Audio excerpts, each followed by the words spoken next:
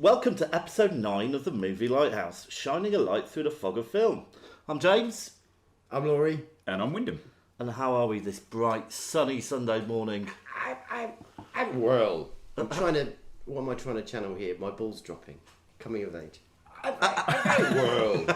Oh yes, our coming of age spectacular. Yeah. But in answer to your question, I'm well, thank you, mate. Great. Sun's out. Beautiful day. It's not bad, is it? It's been a very good summer so far. Good stuff. I'm pleased to hear it. And it's supposed to continue for a few more days. Yeah, we're in the middle of a heat wave. Yeah. Been watching a football? Nope. I've been dipping in. And it's nice to see. Well, it's basically we've now got a team that we can kind of not necessarily believe in that will win, but a team to be proud of. I feel. Do you? Yeah. Don't you? Which team is that? England. All right. Just wanted to make sure. Yeah. Well, yeah, that's true actually. Yeah. Yeah. I'm very multicultural. It's interesting. Lots of the, I guess, pre-tournament established names are now out. Countries are out. Argentina, Germany. Yeah. Yeah, this could Portugal's be. gone home. But yeah. There you I don't go. think we really care. Can we add? Do you think we can add sport and football to our keywords now? Possibly. Yeah. Try to Reach a wider audience. All right. Well, we haven't got any mail this month, I'm afraid. Have we not? Nothing. It is summer. People are. It is. Yeah. You know, People are. you've got to busy. cut them some slack. Yeah. But so shall we kick straight on with the news? Yeah. Go on. All right. I can't remember. Do we have a news jingle? Yeah. No. We don't. No. I might. Has anyone got an old typewriter? I might put an old typewriter sound in right now. Nice. There we go. All right. Well, I've got a bit of news. Rosemary's Baby's 50 years old. Is it? Ooh, crikey. It's no longer a baby then, is it? It's this middle-aged man, I suppose. Devil man. Devil man. Yeah. Spoiler. I wonder what he's doing. I hope that comes up at some point. 'Cause Isn't he president of the United States? Couldn't he? Something like that. That's another film I haven't seen. You're kidding. No, I really don't. I haven't seen very many of these classics. Jesus. So you're talking about Omen 3? What? Was that Omen 3? Oh no. Rosemary's Baby. Oh right. Oh okay. I've seen Omen 3. Yeah. Was he the president of America? Omen 3 was it? No, he was a senator. No, but he was building towards he being was. president. Yeah. Oh okay. Which was Rosemary's odd 'cause he Baby. was Holy shizzle! You need to see that. Well, I'm hoping over the 10 years that we do this podcast, eventually it will come up. It's It's a biggie. Yeah. It's a real It'd be biggie. wrong if we didn't cover that one. Yeah. Anyone else got the news? So, a couple of just trailers that have come out for films that I particularly want to see. I don't know necessarily whether they fit our remit completely, but who cares? Equalizer 2 is coming out. Huh? Did you see the first one with Denzel Washington? No, was it good? I love it. It's just one of those John Wick style action rampage where Denzel Washington is amazing and hard as nails. Okay. Sequel's coming out. Love it. Brilliant. Yeah, you're gonna have to excited tell about us about that one. it. Yeah, I can't imagine it's going to be a school trip for us, but yeah, very excited about it. And Sicario 2, Soldado. Do you see Sicario? No. Again, this is supposed to be great as well. It is a completely not on my great radar. film. Absolutely great film. And the sequel looks pretty bloody good. I think it's out already. Yeah, I've Certainly seen the in trailer US a couple it is, of but times. I think it's coming over here, so that should be maybe not a school trip, but I will keep you updated as to how that Yeah. goes. 'cause Great. Okay. it Do you looks like like action films, Windy Bum? I do sometimes, yeah. Yeah. Every now and then. Good. He's our action aficionado. Yeah. So at the end of the podcast, we're going to do a little review on Solo. Oh, great. Okay. But it's going to be full of spoilers. So I thought, it's been out long enough now, so I thought we'd do it at the end. Yeah. Because you haven't seen it, have you, Wyndham? No. That way we can talk about all the things that were, Spoil the shit out of that. absolutely. Excellent. All right. I went to see Jurassic World. Oh, bad right. luck. Yeah, it was terrible. Oh no, I heard that it was supposed to be all right. I mean, I know the first one that they did looked. I haven't seen it to be fair, but it looked proper pants. But then I saw the trailer for this one when we were in Solo, and I thought actually this could be quite interesting. Dinosaurs in a stately home. Oh yeah, that's quite interesting. Stupid. And Was it a National Trust? No. well, without giving anything away, I've got two main problems with it really. One is, right, you've got all the dinosaurs that ever existed, yeah, or whatever. They brought loads of them back, And then but they're some. not content with it, so they have to make super dinosaurs. Yeah. You know, That's As just a you reflection would. on society. well, it's a bad reflection, and society's bad. Yeah, all right. And also, what's his name? Pratt. Pratt. No. The guy Goldblum. The guy who goes on about the plastic all the time, his brother, Richard Attenborough. Yeah. Dickie. Yeah, because he's dead. He is dead. They just get a replacement Richard Attenborough in it, which was a farmer from Babe. You know, Oh, really? right. Yeah. He's not Farmer playing. Hoggett? He's not playing the same character, but he might as well be. He's got a cane with an amber bit at the top, Right. and he's a sympathetic guy and all that. They kind didn't of CGI him back in then.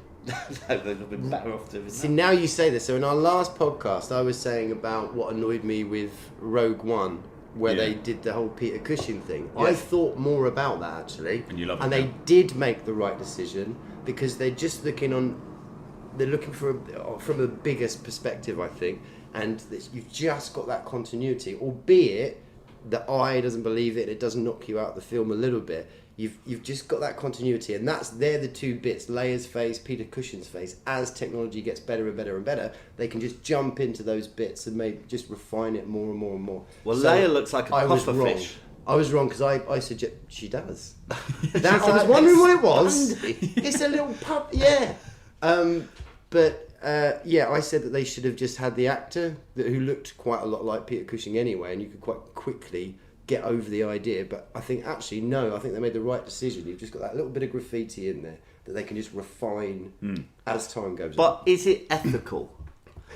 No, but if you're an If they actor, ask- if you're he's got no decision in whether he wants to be in this film or not. They Yeah. just put him in it. Yeah, You know, it's. I it don't know might if that's politically jar against everything he stood for, and then there his mug there. But I'm sure they must go round his wife's house, sit down with her, make her a cup of tea or whatever, and talk about it, right? right. But that's still not his choice. That's her choice. You're right. I bet they But gave there's him a that whole thing shitload of about money. people's estates, though, isn't there? Using images of deceased famous people. Yeah. But it's one thing using a photograph. Mind you, they did it with Bob Bunkhouse, didn't they? Did they? Yeah, he did a load of adverts for cancer when he died. Oh, Yeah. Did he do those before he died? No, he did them after. Wow. adverts for cancer. That's a bit fucked up. No. Isn't it? No, not selling it. Oh, all right, okay. Anyway, so yeah, I didn't think very much of it. But to be honest, I don't think I've really enjoyed any of the Jurassic World saga. The first one was okay. Jurassic Park. Yeah. I think you're right. That was ages ago as well. That was Quite like 94. Jurassic Park ride in Florida. Yeah. Have you ever liked a dinosaur-based film? I think that's a no. Yeah. I don't think so. crawling forward. Yeah, probably not. Oh well, if you count like King Kong, That's not. Well, What, the new one? the old one. Oh. the original one, the black and white one, or Yeah, Jeff the original Bridges. one. Yeah, Or the 70s one.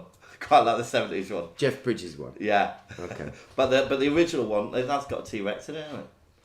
I don't know. I haven't seen it. Yeah. I think it does. I Yeah. think you're right. Oh, and I love the Godzilla films, not the new ones. The original ones where people dress up in big suits. The with Japanese. small Yeah, buildings. yeah. Yeah, they're good. Well, yeah, actually, I suppose if you look as a collective, there's some interesting sort of legends and stuff in it, and interesting monsters. And I like the cartoon Godzilla. And from the Godzuki. depths. 30 And, stories Yeah, long. that was good. Yeah, With Godzuki. That was good. yeah, that's probably as good as it got though. That's the thing. That's where we're going with That this. was the pinnacle. All right, anyone else got any news? We went to see Hereditary. Yes, we did. Yeah. So now, this is billed as The scariest movie for our generation. The Exorcist Ever. for Yeah. our Yeah. generation. Both Right. of them should not And I have been think- on the poster. No, and I think not going into spoilers, general kind of themes, but it's just such a stupid. If it was the marketing department who came up with that, they're idiots. Yeah. Because it just sets an entirely unattainable expectation, Yeah. and it does fail to achieve that expectation. The second you read it, you know it's bullshit. Yeah. The second I saw that, I was like, bullshit. And then I saw the trailer and went, confirmed. They may have got away with it. The first half hour of the film is amazing. Yeah, Really? Yeah, it's Yeah. really good. Proper you creepy. think, because it's very original, it's very fresh. Okay. You're really absorbed into the characters and the story, and it's building up a bit of a pace. Yeah. And it's just got kind And of one concept. Yeah, and really good performances as well. Okay. So Toni Collette plays Annie, Alex Wolff plays her son, and Millie Shapiro plays Charlie, the daughter. Mm-hmm. Yeah, and I think the three of them. I mean, Gabriel Byrne's in it, and Anne Dowd is quite a key character as well. But those three, They're I think, chopsy. brilliant. Yeah. Yeah, they're But really there's, good. there's something that happens, and then after this thing that happens, Yeah. which is amazing, and you're left like really gobsmacked, thinking, bloody hell. Then it just descends and kind of pull every kind of horror concept or trait and throw Yeah. them all in together. See, because when you started off saying, you said it was original, that originality, Yeah, and that's all what went horror... all went out the window. Yeah. Like about half an hour into it. And there are some really good bits where, you know, there are shots that kind of draw on that classic horror. You did I just see something? And you kind of feel the hair on your arms stand up and go, oh, that's going to be amazing. Well, and then a little bit right, later, they do a similar thing, and you kind of you go, oh, am I seeing something? And then for me, it went a little bit Keystone Cops, just for like 5 seconds, and you go, what have you done there? And come on. And there's no logic to it. So if it had been, We're not looking for logic. this That's isn't- fine. Fuck logic. well, to a certain extent, if it had been like a possession movie, for example, and it had been You know what that consistent- is, Laurie, right? That's the thing when you got like, there's a thing on the back of your neck. Is that right? Malice Wallace? I think so, yeah. Pulp I Fiction. think that's But if it had been that, and it had been consistent all the way through, it'd have been amazing. Yeah. Or if it had been something about, I don't know, demons, Yeah. you know, again, if it had been consistent, it would have been brilliant. But it didn't do or that. a kind of culty type thing, whereas it kind of went. Is there a cop-out ending? It's not like Yeah. a dream. Yeah. Well, it's not. But again, it's like you see the ending, and it's like, oh well, there's two other films, and Yeah. it's just stolen the ending from. Right, okay. Yeah. So. But you say the beginning part is exceptional. You see some really inventive, new, fresh stuff. You stop yeah? the film after half an hour, you'll go. And then you'll be It's all right. brilliant. Okay. Yeah, and Well, there so are like, bits. There are bits in the second half that Yeah. you know you go, that's and actually the characters in it. Ordinarily, you kind of feel some affinity to them, right? But you don't really, other than Charlie, maybe. Yeah. But you kind of sat there, kind of going, no, yeah. They can die. I don't know whether you all for deserve it. But, Okay. You know, So I gave it about 7 out I of think 10, that's and fair, that's yeah. a generous 7, really. yeah, I think it's fair. Okay. But it's worth a look. Apparently, it's divided people. You know. Yeah, Oh, see, I was thinking about this. You know when they say like the greatest blah blah or the most scariest blah blah blah blah that's come out for a long time. There was this is going back quite a while now. Actually, I thought about the most recent new film that I did see that was fresh, scary, interesting that I really rated. And I have to go right the way back to Wreck. Remember Wreck? That Yeah, Spanish yeah. film that came out. Kind of a little bit came out of nowhere. I think it got a bit of good press. So that's where it bumped on my radar. But when I watched that, I was just kind of blown away by it. It's a very, very, you know, old basic idea, the whole sort of zombie thing. But it's more than that. You actually find out it's like it's a possession thing. It's actually there's demons inside of it. And there's portals and all sorts of crazy stuff. So that was a really, really great film that surprised me. But with those original ideas. But obviously with this one. But I don't mind a film not being using original ideas because you know you've only got a certain amount, haven't you? It's the way they do it, and I think their problem was they didn't just stick with one idea. Yeah. If they'd stuck with one too idea, much in. Okay. yeah, there was about 3 or 4 different concepts. You know, I'm amazed that like a spaceship didn't come down as well Yeah. at some point. Right. You know, so if they just stuck with one and continued the style of the film and kept the tension up, it would have been amazing. But they just threw too much in at the end, I think. and there is an element of in all these kind of horror films that are based in people's houses. They're always massive houses, and they're always really creepy. Yeah. Why buy a creepy house unless you want your life to come to a shuddering, awful end? It's just. I it's love a shoo-in. creepy house. I love It's a a shoo-in. creepy house setting. It's great. Yeah. And if you're, for those of you who have kids who are listening, if your kids start having weird kind of clutter around the place, be a bit careful. Yeah. What? That's like every freaking kid, right? Well, kids are demons waiting to get you. Yeah, basically, so that's the moral of that story. Yeah. Okay. Right, Anyway. we've got the other news, is that it? No, that's it from me. No. I've been off watching. I've managed to. Fit You went in to Blade so Runner many again. films. Yeah, we won't talk about too much, but I did a little bit of the narrative this time. I managed to play with it as much as I possibly could play with it. Before it got sore. Did you have fun? Yeah, it was good. It was good fun. He's got a massive grin on his face. Yeah, no, it was good fun. Excellent. All right then, so let's do in the bean. There it is. All right, so my choice, I've watched quite a few things this month, but I have chosen the Darren Aronofsky film Mother, which I saw a couple of weeks ago. which I thought was brilliant. Is this the Jennifer Lawrence, Javier Bardem? That's exactly the one. Right. Yeah, so it's about, again, a massive old house.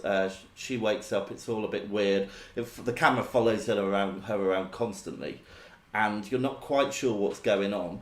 He's a really nice, happy guy. He's a writer or an artist or something. And she's like redoing the house because it starts with like all the house being burnt, and then it all like becomes normal, and she's doing this house up. And then this guy turns up who they don't know, and Javier just lets them into the house, and she's going, that's Ed Harris, isn't it? Yeah, and it's like, why are you doing this? And then his wife turns up, who's Michelle Pfeiffer, and they just kind of virtually act like they're living there. Right. And then the next thing, their children turn up, and she's going, why are these people coming into the house? And it gets more and more crazy, and I can't give away what the whole concept is, but it's, you know, you could think it's a little bit pretentious, but I thoroughly enjoyed it. I just went the whole film. I got to the end of the film, I could have easily just started watching it again. Oh wow! So yeah, I really. That's really pretty. liked I it. The didn't trailer you looked see it. pretty I good. thought you saw it. No, I've seen the trailers, but I haven't seen it. Yeah, so it's. So that's it'd be dropped. interesting to That's see what dropped you on think. Sky, isn't it? So I need to get onto Yeah, it. Really. yeah. Okay. Cool. How about you, Laurie? I get similar to you. I've watched quite a bit of stuff recently. They Live, John Carpenter. You can only choose Oh, one. okay, all right. I'm gonna choose again, John Carpenter. Attack on Precinct 13.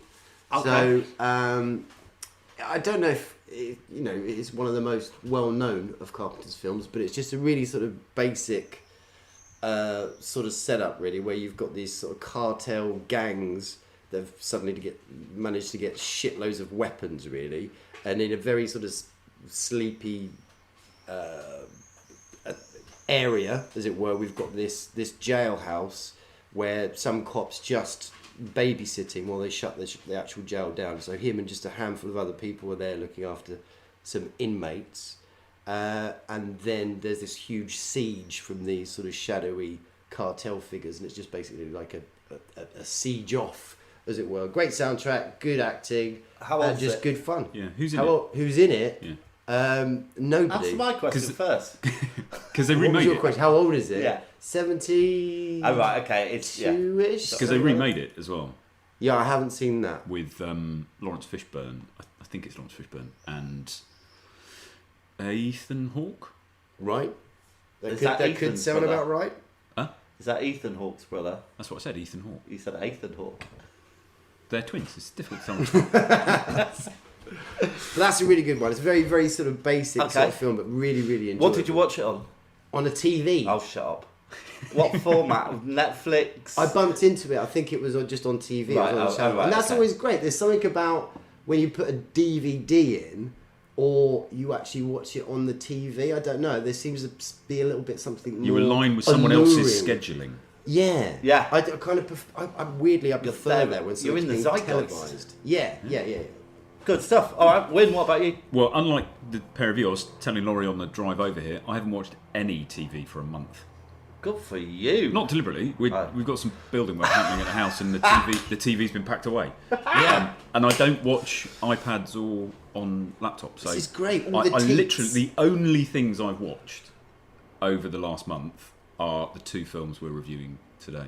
It's been really boring. Oh, have you been to the cinema? I went to the cinema with you. That's it. Yeah, I've been reading books, but Great. there was a series that I was watching previously, which I was reminded of thinking about what to put in the beam, and it's Into the Badlands, Okay. which is an Amazon. I think it's Amazon, Mm-hmm.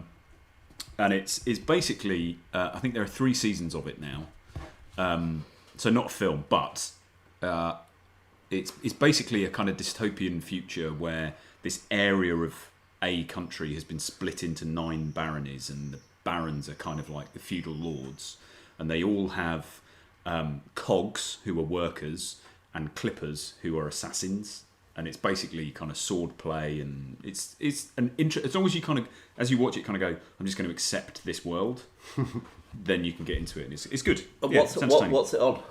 I think it's Amazon. Okay. All right, great. When's Dark Crystal going to come out? Come on. When is the this prequel? coming? No, we're going to get a series, aren't we? The Dark Crystal. Yeah, the but series. I think it's a prequel series. Oh. Yeah, I don't know. I know a guy actually that's been on set. He's been one of the little podlings. He really wanted to be a Skeksis. Really? Yeah, he wanted to be a Skeksis, but he's not. You give that to famous puppeteers, and he's not quite famous. He's a bit panto, bless him. Podlin's all right though. Podling great, but he said he's seen the sets. It's all they've obviously they're doing this thing that pretty much everyone's doing now. Let's not CGI this shit. Let's do as much as we can. Yeah. And he said the sets are just phenomenal. They say it's the most beautiful thing he's ever seen in his life. And considering this is Jim Henson's originally, you can't. You have to do it. Yeah. It, I think it's his daughter actually. I think she's manning the ship on this. Oh well, that's good to hear. But it's going to be awesome. But I think it's ages. It's taken so long. But anyway, we should be seeing that soon. Excellent. All right. Okay. What about On the Rocks?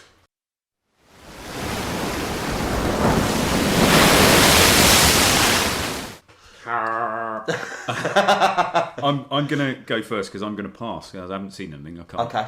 I'm gonna say Right. nothing from me. Well, I saw a film called Little Evil, Ooh. which had quite a high rating on Netflix, I think. And it's basically a spoof of The Omen, and it's just awful. I mean, it's just terrible. There's nothing more to say. Nothing more to say, Okay. really. I mean, When you know- say it's a spoof of the Omen, oh yeah, so is it trying to be funny? oh yeah, it's supposed to be one of it's like a comedy spoof of it. Oh, he's such a nice guy, really, and I'm actually, I don't know how I got pregnant. All this kind of nonsense. And hey, little guy, that it's the father. He's like the stepfather, and he comes into his life, and he's trying to befriend him, but he keeps killing people off and all this kind of stuff. Right. It's just terrible. Poke. There's a very pained look on your face, James. Yeah, and I think it's even worse because I like The Omen so much. Yeah. It's like fucking around with The Omen. So, It's actually an official. It's not an official remake of Omen, is it? no, it's a spoof Yeah. of The Omen. Right. Oh, I see. He said that. So That's why I said yeah, that time a little bit slower. yeah. Sorry. How about you? So my On the Rocks, actually, I'm going to be a bit of an idiot. It's not massively on the rocks for me, but there's some parts that are a bit pants that didn't work. So this is M. Night Shyamalan's Yes, Split. Yeah, have you seen it? I have seen it. I've seen it as well. You've seen it as well? Okay, yeah. great. So, I mean, it starts off, and I think, what's his Scottish face? James McAvoy. James McAvoy. I think he does a really good little turn in it. He's weird at obviously times, playing isn't it? all these different characters, similar to the Orphan Black series, which not a lot of people have seen, but it's really great. She basically plays thousands of different characters, does a really good job, and he does a very similar thing here, and that's really good. And the film sort of sets itself up, and you follow it through. But where the element for the Roxy bit for me is, it kind of condones self-harm. It's okay, you're true if you're really, really disturbed and pained. And then the way they tie it into a film that I actually really like is Unbreakable. Yeah.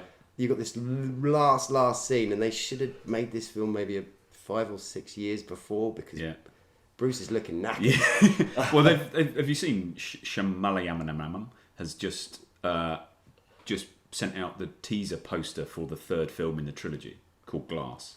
Right. So it's Unbreakable, Split, and Glass. A Glass will be great. about Okay. But Laurie. it's pulling them all in together. So Yeah, Samuel Samuel L. Jackson's character, isn't it? Yeah. So I Mr. do Glass. like that idea. It did make me smile. It But was it had some good bits, but a lot. Yeah. It was a bit of it was cringy. I Yeah. did Yeah, like yeah, it yeah. when he He was played the playing little the kid. middle-aged woman or the Oh. kid, really. Yeah, it was. Yeah. The kid was supposed to be 8. Yeah, Yes, he definitely but- didn't feel like an 8. I'm sure not he's very- got kids. I'm sure he's got kids. So he must have been challenged. I was like, fucking hell, your kids are advanced. That's an 8-year-old. But there was lots of stuff that it just didn't quite work. Really, did it? And that bit where you see kind of Bruce at the end sort of saved it for me, because I was really thinking, what is that the point of this film? Just self-harm and pain. But I understand that's the channel into allowing these other spirits or personalities into you, because you're kind of fleeing away from reality, or giving yourself exposure to these other sort of skills or techniques to just get through life, as it were. That's kind of the premise of it, isn't it? That sort of split personality. But anyway, yeah. All right, good stuff. Right, let's move on then. Let's get on to our main feature presentation. Woo! Ta-da. You know what it's like, James. What's that, mate? Finally tired of living in London, you spent ages looking for a new place for you and Columbo to call home. Somewhere you can take long walks along the beach, enjoy the fairground on the pier, and immerse yourself in your favourite culture, Americana. Excellent! I love America. Big Elvis fan. I know you are, mate, and that's why you've picked the beautiful Californian coastal paradise of Santa Carla. 370 days of sunshine a year, a wonderfully liberal, artisanal and creative community with wall-to-wall wieners on sticks, truth, justice and the American way. There's just one small problem. Is it all the damn vampires? That's right, mate, it's all the damn vampires. They bloody well ruin everything, don't they? Certainly do, mate. But you found yours in Columbo's paradise on Earth. Are you going to let a load of upside-down sleeping, turning your noodles to worms and your rice to maggots, blood-sucking lost boys ruin your idyll? Well, when you put it like that, I don't want to, but what can I do? It's a great question, James, and it shows willing. What you need is the patented Frog Brothers Vampire Survival Kit, complete with wooden stakes for driving through their undead hearts, garlic salt, garlic socks, garlic t-shirts and a garlic-laced jockstrap specifically designed for both groinal support and vampire repulsion. With this top-of-the-range kit, you and Columbo can trip the like fantastic up and down the Pacific foreshore at any time of day or night, completely carefree. Oh, brilliant. I love tripping the light fantastic. Who doesn't, James? Who doesn't? That's right, kids. For the measly sum of £869,000, payable in 3 equal instalments, you too can own the patented Frog Brothers Vampire Survival Kit. First come, first staked. Safety warning, while garlic effectively repels vampires, the combination of too many heavily garlic-laced products may well cause human repulsion as well. High concentrations of garlic can cause minor and major irritation, so wear your garlic jockstrap with caution. Alright, so, coming-of-age movies. I don't know what was wrong with me last month. Go on. But there must have been something seriously wrong to allow me to agree to let you choose Salems as a coming-of-age movie. I don't know what I was saying. It's because you tricked me because I like Stephen King so much and I like Salems Lot. Right. But there is no way on earth this is a coming-of-age movie. We have got things like My Girl, Juno, The Lost Boys, Stand By Me, It, The Sandlot. Yeah.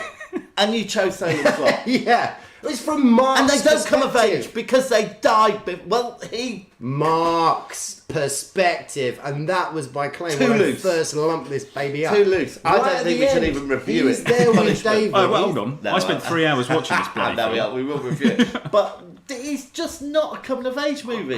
I know. I'm always going to be slippery. I'm sorry, but from Mark's perspective, you see his journey. But I think we lost out on a lot of good films Well, there. yeah, that's true. Yeah, Stand By Me. It's obviously the kind of screamingly obvious one. But does that really? But even if you wanted to choose Stephen King, there's It- 7 kids yeah. all come of age in All that come film. of age. Yeah, you're right. Yeah. Anyway, right. So I've got a bit of information about coming of age, which is a bit harder than usual. On TV, I chose The Wonder Years. Great Yeah, series. That was Fred brilliant. Savage. Yeah. The In-Betweeners. Dawson. That is bit just tenuous. always makes me really uncomfortable watching I do like The It's In-Betweeners, like, oh my god. And then Dawson's Creek, Dawson's Creek. which I never actually watched, but Hi, I know I'm James Louisa did. Vanderbeck. Did you watch it? Dawson's Crack. Yeah. That was at uni, wasn't it? Yeah. Yeah, I may have seen a couple of episodes. Okay. Your wife was a massive fan. There you go. Yeah. Only because, at the time I was sharing a house with her and I was bored for the that's- hour. When everyone sat down to watch Dawson's Creek and I wouldn't refuse to watch it, I had nothing to do. You had stuff to do. You could go off and do stuff. That's what you do. Oh, by the way, just sorry to interrupt. Was Paul Marilyn Manson? No. No. No, yesterday, Louisa, she wanted me to raise this, that she can do a good Tom Hardy impression. How does it go? Well, I can't do it, but she wants a guest From what a film? guest Yes. slot. Does he Just have- all of his films. Oh, great! Does he have a thing? Yeah, that- he's got Bane, or yeah, or what's the other thing he's been in? He's been in The Recently. Revenant. Yeah, but no. So yeah, but no. From Peaky Blinders, he Oh, I plays see that. a Jewish gangster. Oh right. So I reckon she's going to unzip an accent. Right, so Yeah. if anyone else has got an accent and they want to send it to the show, an impression of a celebrity, a film actor, then we'd be more than happy That'd to be play them wonderful. out. Yeah. That'd be great. Yeah, we sorry can play about a game. We could guess who they're this trying is. to be. Yeah, perfect. Yeah, send in your things now. Actually, should we make a recording of her? Should we play her now? Her impression. No, not now. Okay. Because it's going to be too hard because I want to get this out today. 'cause Okay. We're late. All right. All right, sorry about Okay, so music, I just thought everybody's coming of age in music, so I didn't bother writing it. You know, they're all about that age. Who died? James Dean. Did he? Yeah, Corey Haim, River Phoenix. They were all about. They came of age, then died. They did, yeah. Like these beautiful little buds. I thought and they then would pop. Weren't they all around 27? Isn't that like the magic number? Yeah, but well, not all of them were, but that's close enough. I don't know. You've already come of age when you're 27. Yeah. Yeah, I you're a thought little so. bit younger. I think River Phoenix definitely in that. Oh, he was Okay. funny, Yeah. Top 5 grossing films. Well, they're not really the top 5 grossing films, but I've already said them really. My Girl Juno, The Lost Boys, The Sandlot, Stand By Me, and It. So there we go. Right, We should so pick some of them. so let's start with Works. It's from. really. Yeah, you can't know. It's just not excusable. It is. Are you? Who's choosing next month? You are. No, I've No, he chose that. Oh So- no! Wait a minute, because I have to pick what you guys Yeah. plan. So we can pick like proper ones. Yeah. Well, yeah, exactly. Right. Okay. So let's start with Salem's Lot. Shall we have a clip? Yeah. Ben Mears has been away too long. And now at last, he's come home. The men fought at Valley Forge. Daddy, come back safe. Home to the childhood memories, to the old familiar faces, to a life unmolested by time. And with your saints, let him rejoice in your presence forever. We ask it through Christ our Lord. Amen. Home to Salem's Lot. A town too good to be true. What was that? Did you happen to notice the time when the boys left? We shouldn't have gone through the woods. It's a shortcut. Well, they should have been here half an hour ago. Wait! Danny, wait! Something is happening. Right. Okay. So first impressions. When did everybody first see this? About a week ago. You saw it a week ago. I was so lucky. I was sat next to my mum, staying up a little bit too late, and mum allowed me just to sit there and watch it. It was in 2 episodes, so one night it was on really late. You get the first half, and then Mum, can I come and sit back and watch the second? Yeah, of course you can. And she let me watch the second half the next night. So that's my first experience of it. I must have been around 11, something like that, 10 or 11, and. Wow. Did it scare you? Yeah, it scared the shit out of me. But I was obsessed with it. That's when I completely fell in love with it. Obviously, there's such an awesome amount of images in it that just completely affected Well, we'll get me. onto that in a minute. Yeah. I came to it a bit later. I think I didn't see it until I was about 16, 17, something like that. Yeah. And when I first saw it, I thought it was very dated, because we'd obviously had all the Nightmare on Elm Streets and things like that. I think I'd seen The Lost Boys before I saw this and all this kind of stuff. But before we do that, let me tell you a bit of information about it. So it was released in 1979 as a TV movie in 2 parts, as Laurie just said. Director Tobe Hooper, who also directed Texas Chainsaw Massacre. wasn't it? Texas Chainsaw Massacre, Funhouse, Poltergeist, Life Force, That's Texas the one. Chainsaw Massacre 2. This guy's awesome. Okay. Yeah, he's great. So the screenplay was by Stephen King, who wrote the novel, and Paul Monash, and it made $4 million. Notable actors: David Soul from Starsky and Hutch. Yeah. Looking good in tight jeans. James Mason. Brilliant. Yeah. Amazing. Lance Kerwin, I think he played... I don't know. We'll have to check on that. Don't know. Someone check on that. It could be Mike. Is it Mike the gardener? Yeah, that's who I was thinking. And Bonnie Bedelia. Yeah. Yeah. Who? Is So I saw Die this. Hard. It's Die Hard. She's Holly Gennaro. Holly Gennaro in Die Hard. Or I was Holly sat there looking at McClane. it, kind of Holly going, McClane? I know her. Where do I know her from? Where do I know her from? And eventually it went, she's in Die Hard. Yes, she is. Okay, so first thoughts. What do we think of this film? I enjoyed it, Yes, you did. but Damn you, Alan! but I think it's just one of those Stephen King adaptations that you kind of get used to the fact that I think I love him as a writer, but he's a novelist, not a screenwriter. I think. Right. So all these kind of films, his novels never really transpose brilliant, or rarely. I don't think. Bearing in mind the novels, I think are amazing. Yeah. You always lose something in translation. I think this freaking I think this totally works. And again, no, I think it works. It I think it works. works, and you can actually see the fact that it's. If you didn't know it was Stephen King, Yeah. I think that he comes across in this brilliantly. You can tell just the pace of it, the kind of the layers that he's building on it. You can kind of. This is clearly Stephen King. I agree with what you're saying, but I think this is one of the only ones that actually works. So I haven't read it. Because- I haven't read it. Well, I've never read it. I'm trying to see it again without because I've read it a couple of times. I don't think it should be about this book, though. No, that's what I'm trying to do, not bring that into it. But there's a reference to a baby going missing from the morgue, and there's a whole bit in the book about this baby coming back and like nuzzling on his mother's breast and all that kind of stuff. But if you just look at it as a film, I think it takes all the layers of the different characters and actually puts them together. Where a lot of the time you think it's too bloated and too full, this kind of moves about at just enough of a pace to keep everyone interested. And it has, like you say there, it has characters. You know, Danny Glick and what's her name? Basically her mum, her father, the police chief's sidekick. All of them are realised, contained, characters that you feel and understand. The old teacher, Mike, the graveyard digger. Every character actually is a character. Boom Boom Bonnie. Yeah. You So we're jumping around a bit. Yeah, just for context. Yeah. Right. So it's set in a town called Salems Lot, short for Jerusalem's Lot, and this writer, what's his name again? Ben Mears. Ben Mears. He comes back to the town because he grew up there as a kid, and he was terrorised by this house. The Marston House. That's it. And because this guy horrific. His mum used to work there. Yeah, and she was a housekeeper then. The old guy, Huey Marston, was basically a child molesting killer. Yeah. And I think he saw him hanging in there or something. So he's come back to the house to write to the town to write a book about this house. And at the same time, you've got this vampire turning up. You know, Straker, a shadowy character, turns up which in is town. James Mason. Yeah. Who is opening up his antique exotica shop. And him and his business partner, Mr. Barlow, who we never see. Yeah. Just basically setting up in town, and then Straker buys the Marsden house and moves in. And this was King's second or third novel. You've got all the classic elements of King coming through here.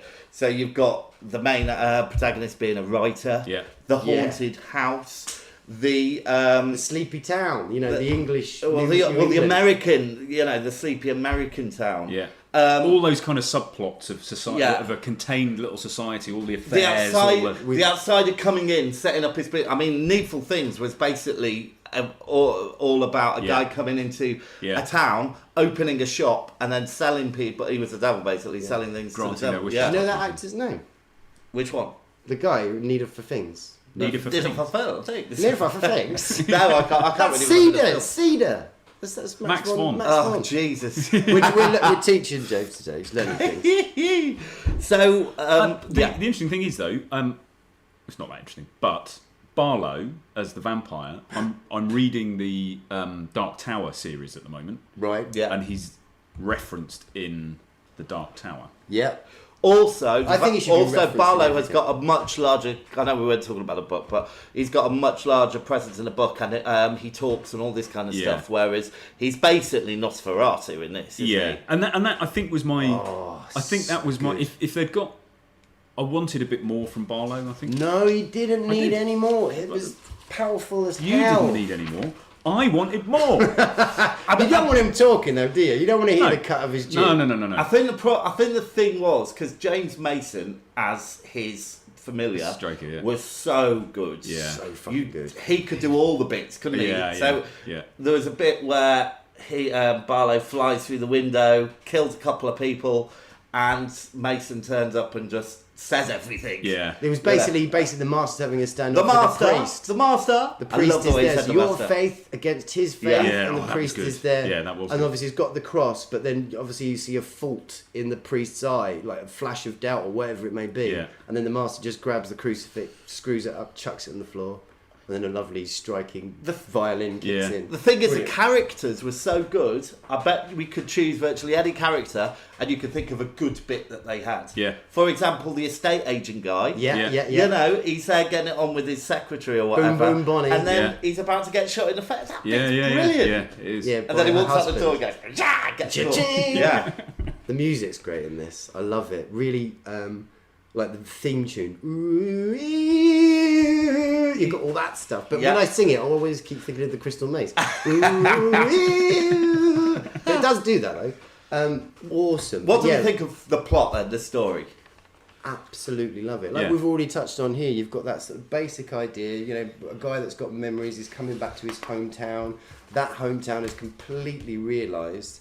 And then just the way the characters just tick through, and obviously this appearance of Straker, and the way that slowly sort of infects the town. You see the characters falling to pieces, as it were. It's just wonderful. And then you've got the house as well with the end climactic scenes. Wonderful. The master again, he sort of appears later on in the film. So you just got this wonderful pace. I absolutely love this film so much. I tell you what what it reminded me of a lot. Yeah. Twin Peaks. I was looking at it and I was thinking the way they kind of laid all the characters and stuff. Yeah. It was just had a real element. I think especially because the affair was going on and he was sneaking around the back, it reminded me of a lot of Twin Peaks. But I thought, yeah, that's pretty cool. It's very cool. Yeah, no, I agree. I think it's good. What do we think about the effects? Awesome. Just really awesome. Very, very basic. Again, this is my opinion. Yeah. I see your face now. I see your face. It was 1979, I suppose. So, but I thought this, and then I thought, because I thought, they're not great. And then I thought, but it is 1979. And then I thought, actually, last episode, Invasion of the Body Snatchers was made before this, and we said the effects in that were brilliant. Yeah. It's a budgetary thing. I think. Yeah, I think it was a made-for-TV. The eyes look good. I really like the Agreed, eyes. the eyes were good. Right. Yeah. Okay. Big. Now, this is a really big point of mine. This is a huge reason why I love this film as well. So if we're talking about the effects, right? So what essentially the vampire has is just kind of sort of bluish purpley skin and amazingly bright yellow eyes, and then obviously you've got the fangs And the talony. and the talony bits. So it's really just a bit of makeup and a couple of bits that are glued on, and that's pretty much about it. But this is the thing about this film: the vampire it's essentially it's a monster. It's where you've kind of got nowadays, where you've got sort of Twiglet and all that stuff. Their concept of a vampire is it's you've been bitten, but then now you have really to shiny. live in life. You know, like Interview with a Vampire, Lestrade and all that stuff. It basically, Lestrade was Lestrade, became a vampire, and now he has to live and get on being a vampire. To me, that's not a vampire. A vampire is you get bitten.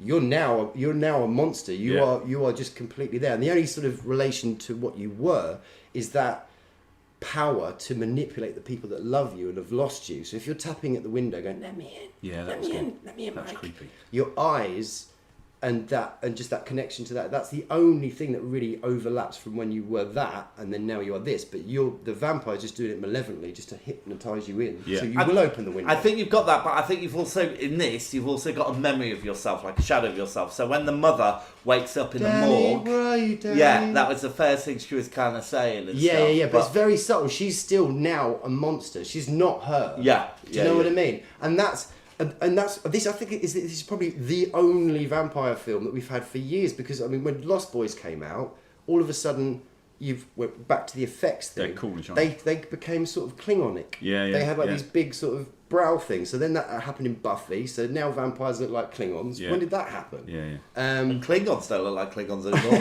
Do they not? No. What's going on with the world? But so their decision to make these vampires look the way they did and sort of position the way as this malevolent monstritic, kind of evil, I fucking love. And you don't really get that anymore. There's no real... And I agree, that's great, but that isn't the only effect in the film. Oh, right, yeah. So from an effects perspective, yeah, when they kill him at the end and his decomposition is a little bit stop play. Yeah. It's not and very the good. teeth disappear and then they reappear. Yeah. And that works. And the bit when Danny Glick is killed in the hospital, and there's a massive smattering of blood. It's a massive smattering of Ribena. And that's what I mean by the effects being low budget. Yeah. But I did like his kind of pose on the bed when they found him dead. There's no massive splattering of blood. There is a load of blood in it. I don't remember that bit. I think there's one drop of blood in this film. No, I've got it. It says Ribena instead of blood at hospital. It could have been Ribena because the nurse comes in and screams, but he is laid all sort of contorted. No, it's definitely blood. Right. I don't remember blood. I thought there's one drop of blood in this whole film. Yeah. That's on Mike's bed. I honestly don't remember that bit. Fair I remember them walking in, the kids like that. Oh, so it might actually have been Ribena? Yeah, I think she was holding a tray. So that's actually a very good That's a good effect. That's a good effect. I like the effect of Danny as well, and the little kid coming through the window. Yeah, So that's the moment. Yeah, that's that the was moment. good. When I was a kid, that was the moment that blew my mind. But what I said about Hereditary, if your kids have weird trinket stuff around their rooms, troubles are coming. Yeah, but he did all right with that. I love the way he got away pulled with it, off his little cross. And That's when the older kid turns up. What's the name of the little kid? Danny's little brother. Yeah. Anyway, that's the scariest one for me when he turns up. And they use a very, very simple trick. Well, again, what we're talking about effects. They reverse the film. Yeah. So as he arrives, he's got weird movement to him, and the smoke obviously kind of It's appears billowing as he appears. Yeah. And then he comes into the room and it's just such an awesome scene. So, what's your memorable scene? Well, it's definitely that one, and I think it's probably when I first saw The Master, because at the time I'd see like these weird photos every now and again of Nosferatu, this really scary looking thing. I'll have my horror magazines, as it were. And you ever see like shots of it. I never saw the film, but then I get to see him this huge thing turns up. So that the boy coming and The Master. Yeah, I think part of The Master for me was a bit ruined by the Fast Show. Oh, was it? Yeah. They do Harry Enfield and Paul Whitehouse did a sketch of Nosferatu, and as you say, there's a real similarity between Nosferatu and Barlow the Master, and that kind of it's a bit, especially when he first appears, it's almost like ta-da! Yeah, it is, but it does. It does do ta-da! Yeah, and it was a little bit. I could just hear Paul Whitehouse in the background, so that it took the edge off that for me slightly. All right, but I agree. I think the scenes when the Glick boys are coming at the window, I think those are really, really good. And I really like the scene, we mentioned it earlier, where Bam Bam Bonnie's husband is catching them, her and her. That whole with him in the shotgun, you're there thinking, holy shit, I did not expect him to blow this guy's face off. Particularly wearing those shorts. Yeah, exactly. They are awesome. I think my memorable scene is going to be the bit at the end where he's pulled out. What's the name of that striker? The vampire? Yeah. And the boy's sitting there watching because he's hurt his ankle, and the other vampires are slowly climbing up, just out of focus. Yeah, that's brilliant. And he's knocked the light as well with the stakes. Yes, he's got the light shining. Rocket. So again, like Toby Hooper, he knows what he's doing. I do say he knows what he's doing. They didn't make much of an effort to find what's the name at the end. No, I saw that. Just let the house burn. Because she's obviously not been turned into a vampire at that point because they're all asleep. So where is she? Have a proper look. Yeah, exactly. Or kill the other vampires and then find her. Yeah, completely agree. And this is back to my coming of age. Lovely added.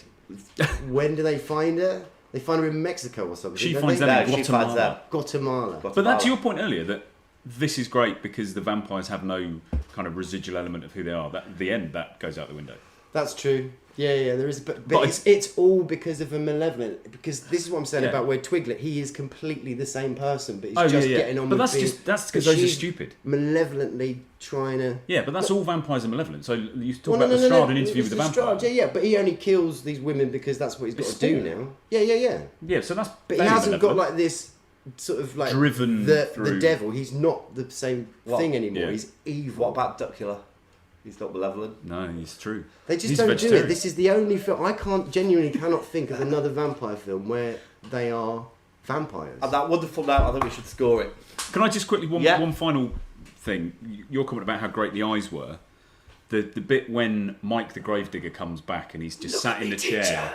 Yes. And the teacher, that's pretty good. Yeah. He's very good actually. Yeah, that was good. Right, all right, let's score it. Okay, you got your score sheets ready? I do. I'm pre-scored. Oh, well done, Damn Wyndham. it, I'm not pre-scored. Okay. All right. Okay. Performances. 5. 9. 8. Effects. 7. 5. 8. Plot. 9. 5. 8. Rewatch factor. 9. 9. 3. It's 3 hours long. I don't have that kind of spare 3 hours. time lying around. You I'm a just busy got to man. camp out, but the original way you got to eat it is actually in two sections. Hefty meals, yeah.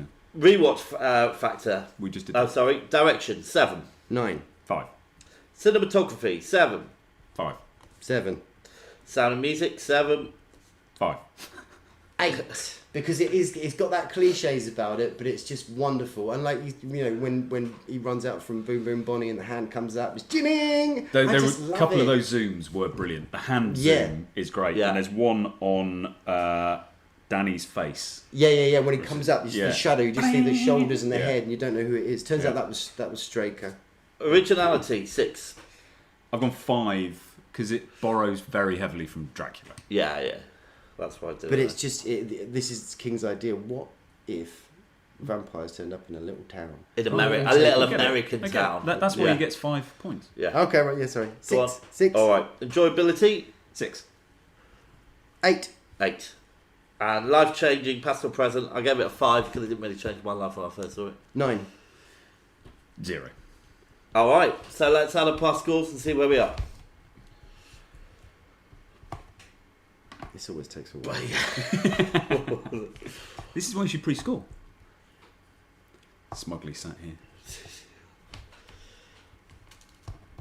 Okay, well, I get 74. I gave it 44. 76. Gives it a grand total of 194, and therefore a movie lighthouse rating of 64.6. Oh! Right, it puts it in second place. Yes, it does. So just below Phantom of the Paradise. Yes, it and does. above Crash. Great. Oh, that's good. I'm happy with that. Am I alright with that? Yeah, you're right with that. Yeah, I think I'm alright with that. Yeah, I Phantom think of the so. Paradise, Salem's Lot, Crash. Even though Crash is a better film, but whatever. You know what it's like, James. What's that, mate? It's the end of a busy week, and you and Columbo have just finished preparations for another one of your famous dinner parties. The prawns have been cocktailed 70s style, the pheasant is roasting slowly in the oven, the trifle has been suitably fed with sherry, and the cheese is slowly rising to room temperature. Oh, excellent. It sounds like a gastronomic extravaganza. That's exactly what you throw, mate. But there is a problem. Over the last few days, you've become aware of some sort of entity, and it's covering things in slime, and it's scoffing all your food. Oh no. Is it a focused on terminal repeating phantasm or a class 5 full roaming vapour? That's exactly what it is, mate. Oh, I bet it's a real nasty one as well. Couldn't be nastier. But what are you going to do about it? I don't know. Cancel the dinner party and phone Max von Sydow? Well, it's an option, but bringing in Big Macs might be a little overkill. No, what you need is a fully patented proton pack and trap. Harnessing the power of the unlicensed proton particle accelerator, you can cause wanton destruction throughout your house, destroying light fittings, table decorations and wall hangings alike, before ensnaring your ghoul and capturing it in your patented foot-operated ghost trap. Woohoo! Well done me! Well done you indeed, James. Well done you. That's right, kids. For the measly sum of £869,000, payable in 3 equal instalments, you too can own a patented, unlicensed proton particle accelerator and foot-operated trap. We are ready to believe you. Safety warning. Backward proton particle accelerators should be operated with extreme caution, as crossing the streams could cause all life as you know it to stop instantaneously and every molecule in your body explode in a speed of light. Alright, so, Donnie Darko. Should we play a clip? Yeah. It was as though this plan had been with him all his life, pondered through the seasons. Now, in his 15th year, crystallized with the pain of puberty.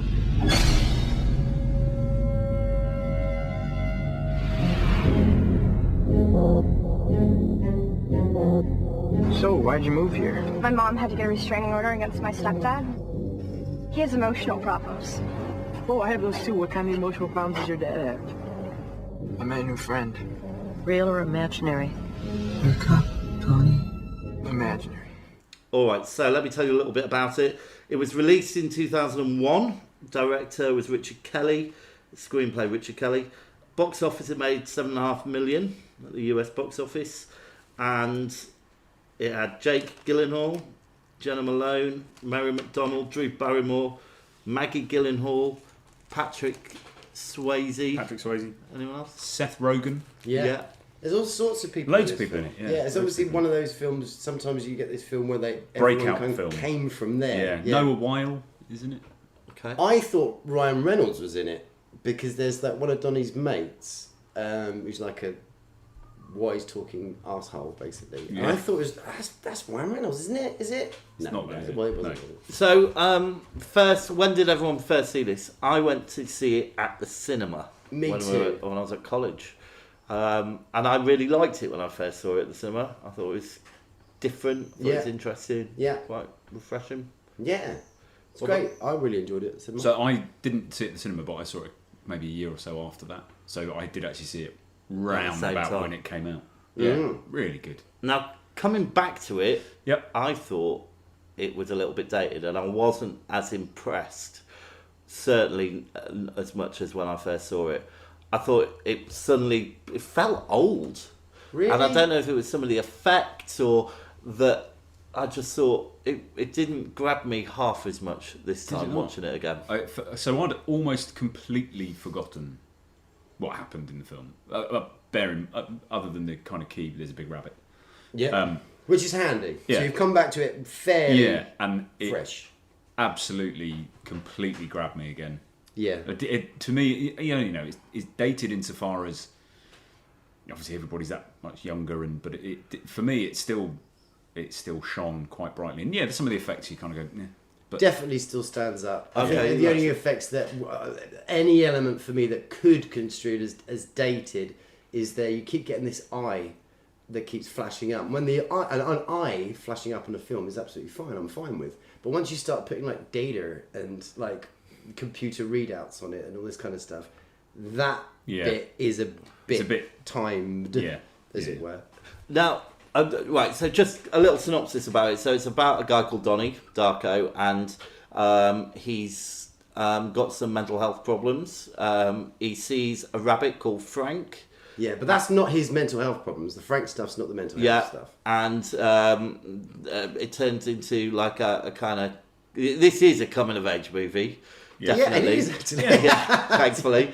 But it's also about some like impending disaster, and it has time travel and stuff in it as well. It does, yeah. Now, the other thing to mention before we carry on is there's a couple of versions of this film, isn't there? Are there? Yeah. So I watched the director's cut. Now, you see, I'm not sure I did. Right. I'm not sure I did. I'm not sure I remember those bits. I was thinking, I was just nodding with you, kind of going, I don't pay attention. I to don't these remember films. those bits. Really now, remember there's those. two very different versions of this film. Right. Oh, really? Are they really that different? To what degree? Well, I don't know. Well, if you watch one and they're very different... Well, I haven't watched both of them, but that when you're talking about that eye bit, I don't have a clue what you're talking about. No. Oh, right, okay. So in the director's cut, there's really no reason to it. There's really no rhyme or reason to it. It's basically kind of trying to denote... whose perspective is that eye from? It's no one. It comes into... Is it the letter eye or an eyeball? That's a very good point. It's an eyeball. It's an Right. eyeball. I was thinking the same thing. What that eyeball represents is essentially the science that's going on. So basically, time has split, and some wormhole has appeared there at that specific time. But that's also correlating with another time. Einstein, Rosen, Bridges, and all that kind of stuff. It's true. Yeah. But the more you go into the film as the film goes on, you realise it's just complete bullshit. It's just a happy. This is a mechanism I'm going to use. It doesn't work at all. Yeah. But it's just really essentially, A Christmas Carol. It's Scrooge, coming out of time and going back in the past, going back to the future, making change. Actually, no, Scrooge, because he comes back to the present, blah blah blah. But maybe like it's nothing like Scrooge. It's a wonderful nothing. life. He doesn't go back in time or anything. Well, it's a wonderful life. Groundhog He does. Day. He goes back in time at the end, kind of, to reset what's happened. Yeah, but so he has to die, basically. He has to be laying in bed. He has to have the thing fall upon him. So me and Wyndham have seen one version, you've seen another, and we have no idea what the differences are. No. Welcome to the movie Lighthouse, shining a light through the fallen film. Other than if your version reminds you of Scrooge, it is very different. Well, yeah, it's that kind of how he touches people and changes people's life.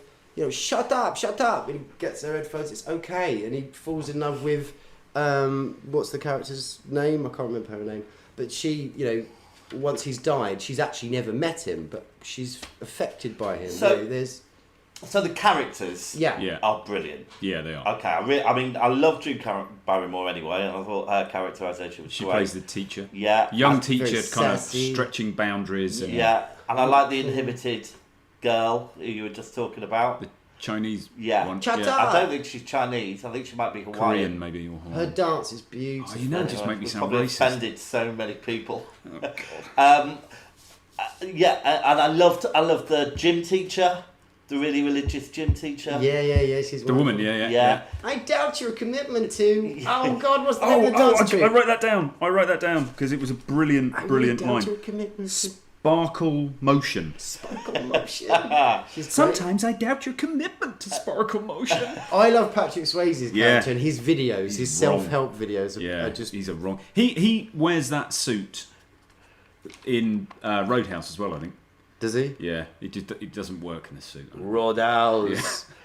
But So I don't know why I don't really like it, because I thought the characters were great. I think I just found the plot a bit slow and grinding. Really. It is, but I quite like that about it. So, and I think that I had completely forgotten that, Frank. The point. So this rabbit pops up for anyone who hasn't seen it. The rabbit appears and starts talking to him and telling him to do things, and it gives him sort of ideas about. So Patrick Swayze's character is this self-help guru who the very religious gym teacher is basically idolises, and she's like a groupie almost. Yeah, but and his life thing is basically fear. It's all fear. Everything fear and about- love. Just stop fearing, man. Yeah, and Donnie Darko, Jake Gyllenhaal's character, is effectively a genius child. Yeah. Who doesn't really have to try and is just on it, and he basically picks this guy's arguments apart. And gets thrown out of school and all this kind of stuff. And then Frank turns up and tells him to burn his house down. Or he directs him down a street, he picks up a wallet and finds out, oh my God, this is Patrick Swayze's character's house. And then you just hear Frank kind of going, now you know where he lives. Yeah. Burn it down. Yeah, and that's the thing when you said about Donnie's mental problems. So he'd burnt some houses down. He had trashed some houses. Yeah, because he's just an angry boy. And why is he angry? It sets it up right at the beginning of the film. It takes no time at all. Where he's push biking back into town, and you got the sprinklers, the leaf blower, and you just can see it's all hypocrisy, bullshit. We're going to smash all this shit. And down. you can imagine that transporting today to today, and that whole kind of everybody's disaffected and everybody's disconnected, and it's that kind of, what are we chasing? Why are we doing it? Watching Why are we self-help running videos through these processes and living in a world set by people who don't seem to know what they're talking about? And it doesn't resonate and chime with him, so he's kind of fighting against that. But the bit when, so this rabbit throughout, it keeps coming in, and then they go to the cinema to watch Poltergeist? No, they're watching Evil Dead. Evil Dead, that was it. And Frank appears and takes his head off, and you realise that he's got an eye missing, and Donnie Darko's looking at him, they're kind of joking and laughing, and he goes out at that point to burn Swayze's house down. Yeah. But then the bit at the end when the Pontiac Firebird comes in and runs over Donnie Darko's girlfriend, and Frank, the guy, gets out of the pond, and I was there going, holy shit! Yeah. I completely forgot this happened. Yeah. And then Donnie kills him, shoots him in the eye. Yep. And it's just like, whoa! It's a Christmas Carol. No? It's okay, maybe not. It was, yeah. I think it's a great film. It is good, and that the whole science bit is like, they obviously, that's where they take loads of liberties. Like Miss Sparrow, she wrote this book. She was into science, and he gets that book and he starts understanding. Okay, what the hell is going on? And essentially, time has split for him, and he's kind of in another parallel universe, really, where he probably should have died. But I suppose that way to wrap it up, and the point of it is, I don't quite get it. You know, he's touching people and changing things and burning down hypocrisies, whatever. But then when he does die, he didn't do any of that. Yeah. So, but it has still affected them. You know, Shut Up is still changed. The girl that you fall in love with still remembers him. I think But the whole Patrick Swayze and child porn thing is still going on. Well, yeah. Well, he didn't get caught for that. Yeah. In this new altered reality. Yeah, and I think I probably made a really fatal error because at the end of the film you get this song that I cannot abide. Do you know, I like it. The R.E.M. song. No, it's not R.E.M.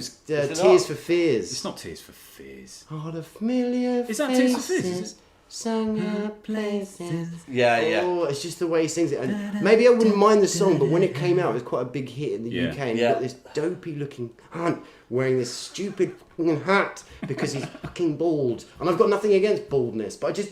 Oh, the way he sings it. Just for our listeners, brings we my put out arsehole that up none to of it. us are bald on the podcast. Yeah, none of us are bald. So sorry about that. But yeah, massive love for bald people. But yeah, I didn't get through literally to the last 30 seconds. So they could actually have been like a thing where I realised, oh, that was the point of this sort of, you know, splitting of time. Sorry, you didn't watch the end? The last sort of 30 seconds. As that song plays. The end. Yeah, there's a little montage right at the end. Yeah, so you didn't watch the end of the film. It's a bit fundamental, really, that. Well, shit. I did that with the Avengers. I went to the Avengers the other day. Infinity War. I got so bored when a certain character got killed off. As spoilers, I decided to just leave. It was only about 5 minutes towards the end. See, that's brave. Doing that at a cinema, I would never do that at a cinema. Oh yeah, and there was no one was sticking around for the end of credit scenes. Right, what do we think of the effects? I thought they were pretty shonky. And I'm talking about that. Yeah, the guide thing. The water. It's like Abyss. No, it was like the thing out of Abyss, but not as good. very much so. But no, I love the water. So the fate, essentially, and all that stuff. It's very trippy. You know, if you've ever explored in fields at certain times of the year, this stuff is stuff you can recognise and connect with. So you've got that fate element. I loved it. I thought it was cool. The Einstein-Rosen bridge bit at the end that the jet engine goes through was a bit Quantum Leap. Yeah. But I think. Right. But at the do end, you know what? They didn't jar with me. They didn't take me out of it. I didn't look at them and kind of go. I was happy to go with them. I didn't really feel anything by the end of this film. I didn't feel like, wow, really enjoyed that. Or I felt like, I've done that now. Well, it's a really good ride. The performances are really, really great. It made me want to read that short story, The Destructors, was it? Oh, Graham Greene. Yeah. There must be something. Graham. All right, Graham. No, that's how the Americans said it. Graham Greene. Yeah, we should get some Graham Greene on. Yeah. All right. What about standout moments? I mean, I love the rabbit. The image of Frank. Yeah. I really like. It's proper creepy. Yeah, but really not is. in a horror way. So it's creepy, but not. Yeah. You think I don't feel any malevolence from. Yeah, but even though he looks very like it should be. image, and it looked great. Yeah. There's again, like when I said It's a Wonderful Life. There's elements that remind me about this film. There's another Jimmy Stewart film called Harvey, where you've got a 6 foot tall rabbit, invisible rabbit, that we can't see, and so that's maybe tenuously linked to that. In the film, because I've never seen the film Harvey. Can we see the rabbit? No, at all. Yes, there is. I think there is one scene where we see the rabbit. Yeah. Right. I quite like. There's a scene where they all go off on their bikes to see what's her name, Sparrow. Yeah. At the party, so their parents are out of town. They're throwing a party, and then he says it's in the basement or something like that. Donnie kind of freaks out, and he knows he has to go to the Sparrow who wrote the book and all that kind of stuff, and they all kind of charge off. 4 of them charge off on their bikes. It put me in mind of the Goonies. Yeah. And E.T. People used to push bike. Well, they still do. The kids kind of do, but they don't push like. They're all on mopeds now, nicking watches and stuff. Aren't they? Segways. And there was also bearing in mind, have you not seen them on the Segways? Can I go pretty fast on the Segway? Well, not.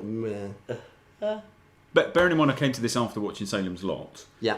At the beginning of the film, when Donnie Darko comes back from waking up on the street with his drop handlebar bike, and he comes home, his mum is reading It Stephen King's It, and then Yes, Frank yes. and the rabbit are in a Firebird with a clown. Right, so that's linked together. That's the other thing we should mention. Really, it's set in the 80s, isn't it? No. Is it not? Yeah, it is. I think it is. Yeah, I thought it was it's set in the 80s. Yeah, it's set in the 80s. Yeah. Oh, it is. Yes. It is. I think it's 87. But it's quite subtly set in the 80s, isn't it? You know, it doesn't... They haven't gone for the cliches of... Yeah. Except, it was, I think when it got to the It bit, it was like, oh yeah, this is the 80s. Yeah. Well, they're watching Evil Dead at the cinema. Yeah. All right then. Have we talked enough about that? I think so. I have this for this film. I have the fewest number of notes of any of the films we've watched. Yeah. Because so that, that's quite that's a real positive thing because bits of it didn't jar. Well, you didn't take me out films of we it. watched. Yeah. Right. So what I wanted to ask you, can we see any links between, without the obvious, because obviously coming of age, even though it's Salems Lot wasn't coming of age, any links between Donnie Darko, Salems Lot? Oh, there's got to be something there. There's got to be some. I suppose you've got the characters. You've got realised characters. You've got characters. You've got a story. We've got a plot. I don't think so. I think they're very different. Yeah, they are very, very different. Yeah. One's an outright monster movie. Yeah. And the other is not. It's a psychological. Yeah. Yeah. I suppose I just want to sort of summarise. I think it's really, really good, but you get sort of 2/3 through the film and it goes a little bit more into Sparrow's chaos theory science bit, and it's a little bit like, what are we getting at here? And then it's a nice wrap up at the end. But it's a good film. Sparrow reminded me a little bit of David Bowie from Legend. She had his hair. Right. Yeah. Interesting. And there's a bit when in Patrick Swayze's house, when Donnie Darko goes in to burn it down, he's throwing gasoline, I guess the Americans would say, around the house. There's a portrait of him that makes him look like a love child between Sylvester Stallone and Brian May. It was a very bad hand that painted that. Bless him. Let's score it then. Okay, so got our score charts. Yep. All right. I So need to pen away though. Performances. I've given it an 8. Yeah, 9. Agree. I've got 9. All right. Effects 4. 7. Well, I didn't like it. I really didn't like that effect. The knife and his tapping, trying to tap through to Frank. Yeah, it was good. And his eye pulses when he does that as well, doesn't it? Oh, that'd be the eye thing you're talking about. When he's going dink, dink with the knife, one of Frank's eyes is going boom, boom, boom. It's pulsing as well. That goes yellow, doesn't it? I imagine the eye thing is a reference What to... the ball rape so well. Right, anyway, come on, let's No, the eye that I'm talking about just literally just cuts in, so it doesn't imply that it's All right, Frank's eye. plot, I've given it 5. 8. 7. Rewatch factor 4. 7. I'd say a 6. Direction 6. 9. 7. I think this may have been one of the first films where you kind of go into a music video. Yeah. There's obviously the music in this film is very important, but you basically get the whole characters introduced to you. When Drew Barrymore first turns up, it's basically you're in a music video, and you get her character And it's come up completely. fast forward and No, slow. No, not her. Oh yeah, slow mo. Yeah, it's also nice and slow mo with a cool track playing. I can't remember what the track is actually. Cinematography 7. 9. 7. Sound and music 7. 9. 6, and I'm putting it down simply because that fucking familiar faces. Originality 8. I went 9. I'm giving it an 8. Enjoyability 6. I went 8. I'm giving it 7. It's pretty good. It's a bit wise ass. It's definitely it's aware of itself. Yeah, 7. I think you've hit the nail on the head there about it being aware of itself. Life changing 6. I went 5. I'm going to go for... Wait a minute, you don't score anything on Life Changing. No. So talk about your 5.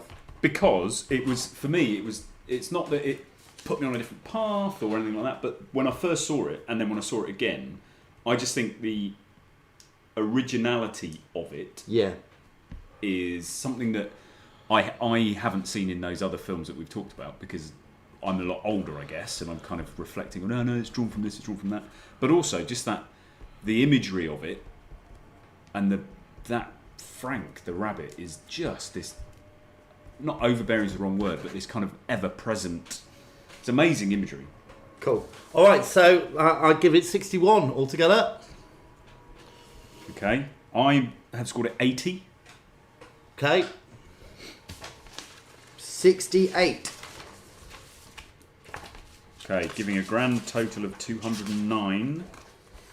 And a movie lighthouse score of 69.6. Wait a minute, is that higher than... That's higher than Salem's lot. Yeah. No!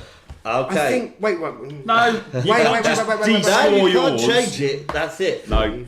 All right, it's pretty close though. It's only 0.4 away from. Oh no, 1.4. Anyway, that's a pretty. Let's put it right up there. Excellent. No, right. it's not. Damn it. All right. Well, listen, we've been talking forever, and we want to do the solo review at the end as well. Okay. So whose choice is it to rummage through my ball bag? Apparently, I can go in it. Oh, she don't. Well, that'll do. Okay, I've lost the ball. Oh, there it is, with the just. It's just behind that, scale. Yeah, in the lighthouse. We are actually in a lighthouse, by the way. How did you bring this? Okay.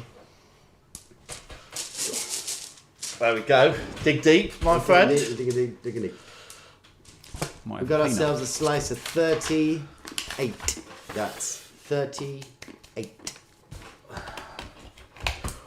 Okay.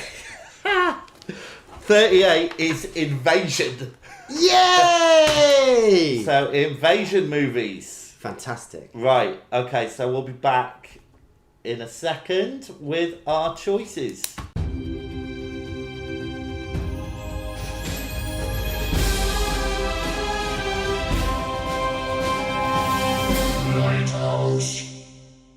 Alright, and we're back. So, we got our choices.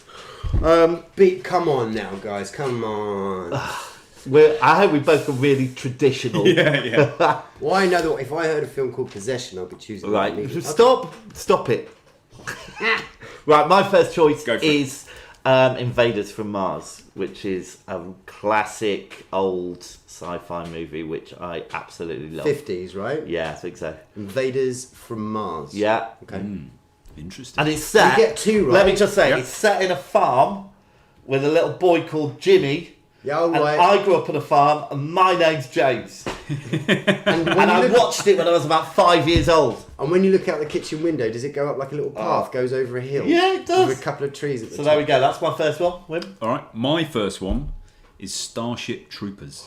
Ooh. I don't think I need to say anything. Nice choice, yeah. Right, my second choice is 10 Cloverfield Lane, which is the sequel, well, kind of a sequel. It's an indirect sequel to Cloverfield. And that's a little tense invasion. Biggie Boy Goodman. Yeah. Mm-hmm. Yeah. And my second choice is the horror comedy Critters. Windy Bum! We are doing well this month. Excellent. Are you going to get grumpy with me? No. It's got to be Starship Troopers and Critters. You are joking. Oh no! No, that's all right. You really want... No, that's all right. No, I love those two movies, so that's going to be great. Yeah. Yeah, I'm let's go for those two. All right. Oh! No. I think we decided. All right. Damn it! Okay, we're going to wrap it up. I'm very excited about next month. It's going to be a good one. Starship Troopers and Critters, you Right, I've been James. I've been Laurie. I've been Wyndham. And we'll see you soon. Bye!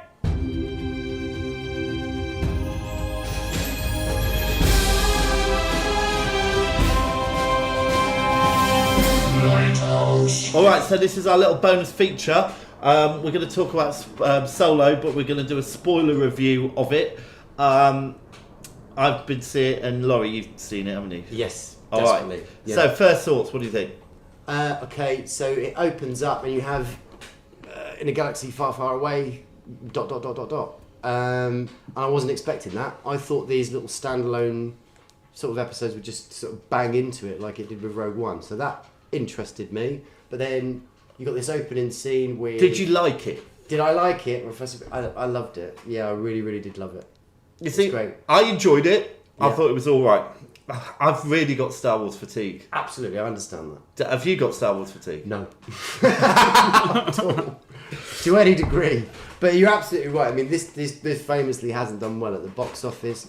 A lot of people having this fatigue stuff. It probably came out way too quick. It was only why 6 didn't they months just put it after. out at Christmas or something? Because, I suppose from my perspective, and probably Disney's perspective, there's probably no need. If they've got it in the can, we can do it. But also, The Last Jedi, so many people are angry with that, and I can really, really see why. There's some choices in there that are probably not very well done, this, that, and the other. And this could have been brought out to just cover it up a bit, just take the edge off a bit. But yeah, there we are. It was the most expensive Star Wars film ever made, simply because it was actually tailored to be one of the cheapest, but because they got pretty much the whole way through it, and they chopped the 2 directors and moved it to Ron Howard, they've effectively paid for the film twice, because he had to completely remake the film. Do you think that was a mistake? Because I think after watching it, and I did enjoy it, I think after watching it, I think I would have preferred to have seen what they'd have made of the film themselves without Ron Howard. Really? Ron Howard's a good director, but he's a very safe director. And I wonder if it had been a little bit more out there, it'd have felt a little bit more fresh and original. Because it felt like a really good... It was a good story, good characters. Yeah. It went through it, but there wasn't very much else to it. I think, so the reason why the other 2 guys got pulled out was because what they were doing, apparently, on set, they were turning it into a full-on comedy, like a full-on slapstick, loads of improvisation that was being encouraged. Yeah, there was a bit in it where Emilia Clarke, is it Emilia Clarke? Yeah, well, Game of Thrones. Yeah. Yeah. That you can see they're doing a bit of improv almost. And right. They I can't remember what the joke was, but there's something and they go, oh yeah. And that was just an improv, and I think that would have really annoyed me if there had been a lot of that. I didn't like her at all. There was tons of it. You can hear a lot of improv in the L3, the robot. Really didn't like the robot. Yeah, that didn't work for a lot of people, actually. Did you like it? Yeah. Okay. I did. I liked her. Even when she's bending down, it's like, don't look at me, don't look at me. A lot of people, that wouldn't work for them, but I really liked it. Full-on feminist robot that's very funny and is in love with Lando. So let's talk about the characters. Let's go with Lando since you landed on him. What do you think? Absolutely spot on. Yeah, I love Lando. Mr. Glover nails it, and there's loads of sort of backstory and comics and books that have been written about what Lando got up to. I think the Lando Chronicles or something it's called. But he's really got that in this film. So if you're a geek, if you're a fan, he delivers on so many different levels. He's talking about stories and things that he's done, and just all his nuances really linked to Billy D. Williams, who played the original, but he's playing it probably in a little bit more of a cheeky, campy, maybe a little bit more highlighted, that he's a bit, in love with himself, all his capes, and he's just awesome. I'm jumping around a bit, but I don't know if it was where I saw it, but the first 10 minutes... Yeah. I could hardly see a thing on the screen. It is very dark. It is very dark, all that bit. And there's a lot of tunnel running, isn't there? This and the other. But even with the creature from the water... Really dark, yeah. You can hardly make her out. Yeah, it's great. I loved it. Some people didn't like that either. I think I could have managed... Awesome. I could have coped with that if it had been more of a silhouette. Yeah. So you couldn't see, but I just thought that there was something wrong with the screen. There could have been. Maybe if it was extra dark. I could see it. I could see what was going on. But I loved that bit when she turned up. It's like proper... Well, I liked that bit, but I think I didn't have a problem with the story. I love the way they introduced Chewie. Yeah. That's great. I love Woody Harrelson. Yeah. I thought the guy who played Han Solo was very good. He is good. Yeah. He's really good. And they all go, we had to have acting lessons. So come on, tell me then. Yeah. Because I don't want to talk about this for too long. Okay. But tell me, what was the problem with it then? What do you mean? What's the problem with it? Right, try and see it not through your blinded faith, and see what was wrong with it, because there was something wrong with it. I think just like the marketing of it was just sort of exhausting. No, in terms of the film, you think that was a perfect film? Oh right, okay. You want me to sort of pull some stuff out? Well, there's no point me saying you just saying it's brilliant, because it wasn't brilliant. As a Star Wars boy, I loved it because it's got so much stuff in it that's connected. That's not what I asked you, though, was it? Oh, for goodness sakes! What could I say that maybe could be changed about it? Oh, I don't know. I really don't know. I thought Emilia Clarke wasn't very good. Well, yeah, you said. I think she puts in a good turn. I think she's all right. You see, I don't think we can have a discussion about it because I think you just like anything as long as it has Star Wars on it. Did you like the Star Wars Christmas special? No. Right. Okay. So we're getting There, holiday we're there special. somewhere. So we've got a standard. Yeah. Do you like the bits when the droids all have a droid revolt, where L3 sets off like a droid revolution? Yes. Again, did you like the Kessel Run, the way they realised that? I think by the point it got to the Castle Run, I was a little bit bored. Oh, okay. And I thought that was just moving so quickly, I couldn't really keep up with it, really.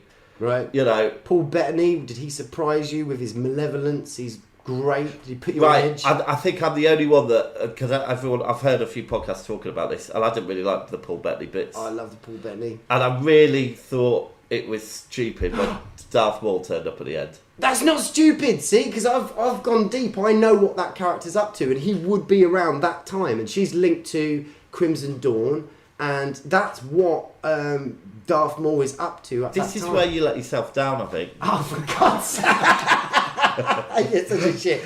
But if there was one thing, actually at the time I thought, oh, that's okay. But the Solo, how he got his name Solo, okay, fair enough. That's a bit pants, all right? The dice, they probably overdid the dice. They didn't need to do so much of the dice.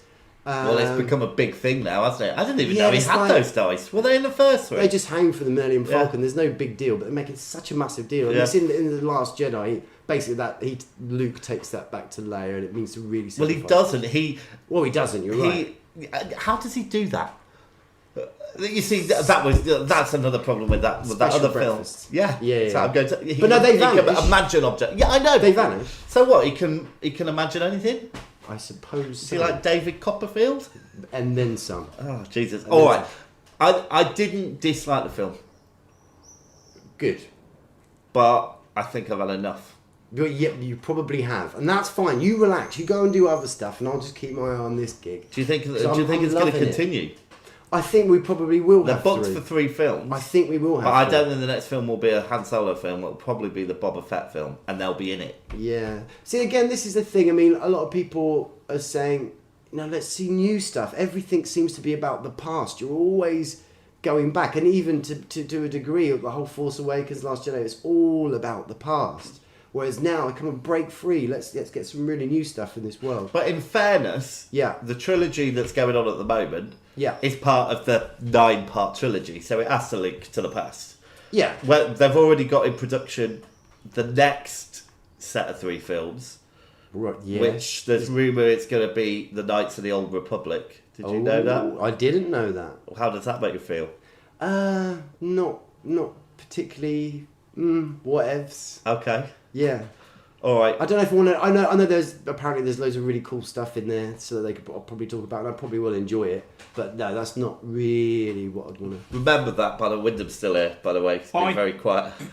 Remember even when that film comes out, and even when it is about the Knights of the Old Republic, and he's going on about how fucking amazing it is, we will remind him of this point.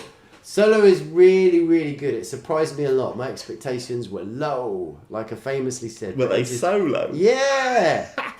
But I really, really enjoyed it. There's loads of love and attention and little bits and nuggets they drop. I think that there was attention to detail and lots of references and stuff like that. Yeah. And they did introduce Chewie very well, I thought. Yeah. Except he is a flesh-eating monster, isn't he? Well, yeah, that's it. He's been eating loads and loads of people. Yeah. It gives him that sort of edge. But I don't know what he's been eating since. When he meets up with Solo, I mean, what are you eating now? Yeah. But we don't see Chewie much after that, do we? But their relationship is really great. Chewie's really, really great in it. But all the characters, I think, they're all all good, strong performances. But I suppose with the exception, maybe, of Emilia Clarke. Yeah. I just wasn't convinced by her. She, except for Game of Thrones, everything else I've seen her in. She was in the Terminator film, I think. Yes. And she just comes across as a bit smug, and it's almost like, okay, I'm in Game of Thrones, and I'm just smug. I really like her as Daenerys in Game of Thrones. I think she's perfect. Yeah, she's good. But I didn't like her in this. Just a little bit less so, I suppose, really. But we might be seeing more of her because you find out, she had to do this horrible stuff with You Crimson definitely Dawn. will see more of her. She flies off, has to do this thing. But this film is the only Star Wars film we actually haven't had any consequence to the larger narrative. Because, Rogue One was its own little film, but that was massively connected to, the circumstances of the bigger plot. Yeah. Whereas this one genuinely could just have fun and go off and look at stuff that we were aware of. The Kessel Run. Okay, what did that look like? Yeah. What was the card game with him and Lando Calrissian? How did he really win them? And So- Vulcan? Just remind me, Yeah. they did the Castle Run in how many parsecs? 12, but he rounded down, which is great. And 12, and parsecs is a unit of Distance, I think. not time. No. Okay. So he basically, he did it He because cut he corners. went through that hole. Yeah. Yeah. All right. Yeah. All right. I love the idea of L3 that she's got, an No, I don't like L3 at all. the charts, the astronomical Develop charts quirky droids. goes into the Millennium Falcon. C-3PO's spoken to the Millennium And Falcon. Lando's She having a he finds it sexual quite relationship with that droid, isn't he? Well, no, they've got some sort of chemistry that's bubbling. There's a massive war going on, and this droid dies, and Lando's there going, no! Stupid. It's great. Right. How many? If you had to mark it out of 10, what would you give it? I'm giving it 8.5. All right. I'd give it 7. Okay. Yeah, I didn't hate it. It was fine. Watch it again. Good. But after a long relax before you just get really sick of it all. All right. I think that'll do, won't it? Yeah. Bite size. We can talk more about it. I'm sure you can bring it Solo's back. great. I love the fact that it hasn't really done very well. That makes me happy. I'm sure when we do Ghosts or Stanley Kubrick, you can bring it back to Star Wars somehow. Yeah, definitely. Right. All right then. Catch you later. Cheers.